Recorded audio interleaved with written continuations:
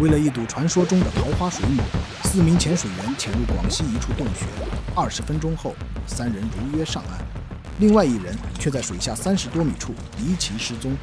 当人们找到他的遗体时，已经是6天以后。这起潜水事故发生在广西都安县的桃花水母2号天窗。从水面上看，这里平静的毫无破绽，但水下却隐藏着一种极其罕见的原始生物——淡水水母。它轻盈透明，多为粉色和白色，舒展开像一朵盛开的桃花，安静的近乎梦幻，被潜水爱好者们称作桃花水母。这种生物对生存环境极为挑剔，只有在水质极其纯净、几乎没有人为干扰的地方才能存活。再往下看到的就不只是水母了，而是一个无底深潭。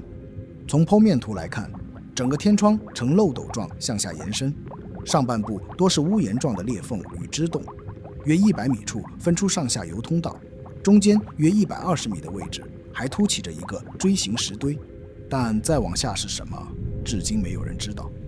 当人们追着桃花水母往下探寻时，其实也在一步步走向深渊。2020年11月15日，5名潜水员来到这里，想亲眼看看那片传说中的桃花水母。大家约定下潜不超过30米，每隔15分钟浮出水面确认一次，另留1人守在岸上负责后勤。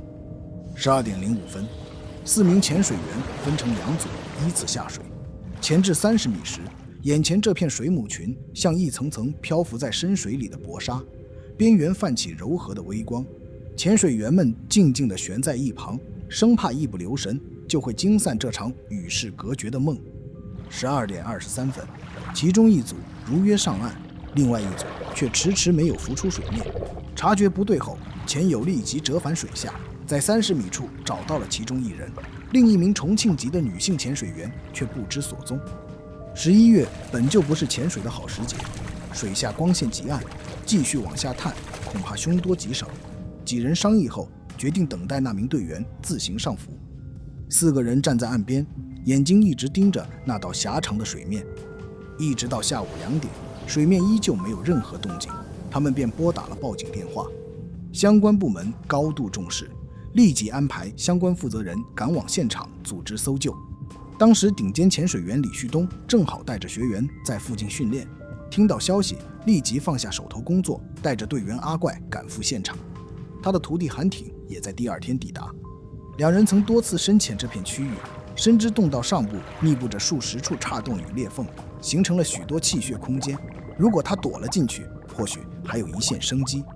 从15日晚到19日，李旭东、韩挺、阿怪等人轮番下水，对90米以上的空间进行地毯式搜查，可一无所获。至于110米以下，别说救人了，就连自己能不能上来都是个未知数。而且大深度潜水体力消耗极大，加上漫长的减压过程，每天最多能下潜1次，所以只能调配专业水下机器人协助工作。19日下午5点，在都安应急局的协助下 ，ROV 送达现场。前2次主要沿着上半部分的岔洞缝隙仔细排查潜水员无法触及的隐藏空间，但没有任何发现。第3次，搜救人员改变策略，让 ROV 沿着左边的洞壁一路向下，100米、110米，一直行进到130米时，声呐突然捕捉到异常信号。ROV 缓缓靠近，终于在141米的斜坡上发现了遇难的潜水员。然而，确认遇难位置只是第1步，打捞才是真正的难关。若贸然让 ROV 下潜打捞，线缆极易与遗体发生缠绕，要么遗体脱落沉入更深处再也无法寻回，要么 ROV 损毁，唯一的搜救利器就此折损。更棘手的是，如果让遗体直接从140米升水，体内气体会膨胀15倍，当场爆裂。为了让它能完整回来，必须由潜水员下水实施穿刺，让气体在上升过程中缓慢排出。经多方讨论，现场决定人机配合 ，ROV 负责在黑暗中锁定位置，提供照明引导。潜水员沿着 ROV 的线缆下潜，完成遗体的穿刺后，将其带回。20日，潜水员顺着 ROV 的线缆下潜，却发现线缆松脱了50多米，游了10分钟仍未到达顶端。第1次打捞就此失败。次日，为了降低作业难度，救援队先让 ROV 下潜到141米，用机械臂夹住遇难潜水员身上的锁扣，从141米提升至128米处。韩艇随即下潜，将遗体与 ROV 分离后，提升至100米，实施穿刺，再将遗体固定在绳索上，由岸上人员收绳上浮。至此，于15日不幸溺亡的潜水员，经过了6天的搜索打捞后，终于回到水面。那在他生命最后的时刻里，到底经历了什么？根据他的潜水电脑表记录和救援人员阿怪的专业分析，答案渐渐浮出水面。最初，他跟着同伴顺利下潜，速度平稳，状态正常。3分20秒时，整个队伍到达32米，接着开始折返并逐步上升，但他却没有跟上。在接下来的3分钟里，他一直在34到37米之间徘徊。按常规，如果寻找不到潜伴，应在原地寻找1分钟再缓慢上升，但由于能见度极差，头顶又全是斜向延伸的岩壁，根本看不到天光。他便在慌乱中误入了一条岔洞，寻找同伴。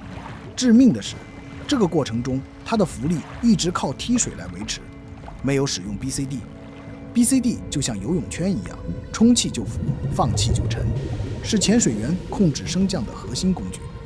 然而，越往深处，水压越大，湿衣被压得越薄，自身浮力越来越小，他只能踢得越来越用力。与此同时，30米以下，淡醉已经悄悄发作。潜水界有个说法，深度每增加6米，就等于多喝一杯白兰地，人的反应会慢慢迟钝，四肢逐渐麻木，甚至导致意识模糊乃至昏迷。而大量踢腿产生的二氧化碳又在不断加重淡醉，越深越累，越累越深，由此形成了一个死循环。从第7分钟到第8分钟，他整个人停止踢动，迅速下沉到70米处。第9分钟后，下沉的速度突然放缓，并小幅回升到了76.5米处。也许是临死前的最后一丝意识，让他本能地向上挣扎了一下。从12分钟到17分钟，他沿着岩壁缓缓滑落到91米处，背负的一个气瓶此时已全部耗尽。换句话说，就算他已经恢复意识，也是无力回天了。之后，他的身体随着岩壁一直往下掉落，直至22分钟时停落在141米的岩壁上，一条年轻的生命就此终结。事后，救援人员检查遇难者的 BCD 时发现，功能一切正常，只是从未给他充过气。如果他使用了 BCD， 也许结局会完全不同。洞穴潜水有其专属的训练体系，这片水下世界可以无比美丽，也可以无比冷酷。能见度、地形、深度、装备，每一个变量都可能成为致命的陷阱。只有安全回到水面，才算完成了一次真正的潜水。逝者已矣，愿他安息。